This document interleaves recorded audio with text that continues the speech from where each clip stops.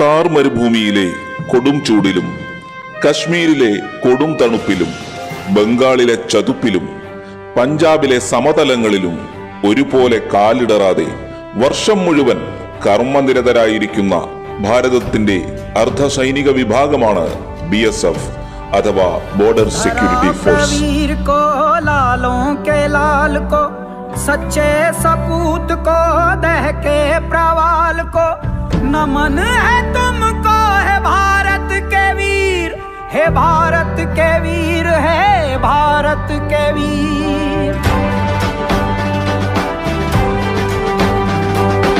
इतिहास से आज से दुनिया के आगाज से गूंजा है धरती। പ്രധാനമായും പാകിസ്ഥാൻ, ബംഗ്ലാദേശ് തുടങ്ങിയ രാജ്യങ്ങളുമായി അതിർത്തി പങ്കിടുന്ന പ്രദേശങ്ങളിൽ സേവനമനുഷ്ഠിക്കുന്നതിനായി പ്രത്യേകമായി രൂപീകരിച്ച സേനയാണ് BSF.